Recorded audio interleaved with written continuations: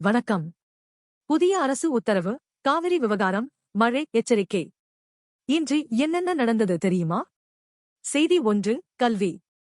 தமிழக பள்ளிகளில் 6 முதல் 12ஆம் வகுப்பு வரை உடற்கல்வி வகுப்புகளை கட்டாயமாக நடத்த பள்ளிக்கல்வித்துறை உத்தரவிட்டுள்ளது. பள்ளி மைதானங்கள் சரியாக பயன்படுத்தப்படுகிறதா என்பதையும் அதிகாரிகள் ஆய்வு செய்ய உள்ளனர். செய்தி 2. அரசு வருவாய். மதுபானம் மற்றும் பீர் உற்பத்தியாளர்களிடம் கூடுதல் கட்டணம் வசூலிக்க தமிழக அரசு முடிவு செய்துள்ளது. இதன் மூலம் ஆண்டுக்கு சுமார் 600 கோடி ரூபாய் கூடுதல் வருவாய் கிடைக்கும் என எதிர்பார்க்கப்படுகிறது. செய்தி 3. காவிரி விவகாரம். காவிரி நீர் பிரச்சினை மீண்டும் அரசியல் கவனத்தை ஈர்த்துள்ளது.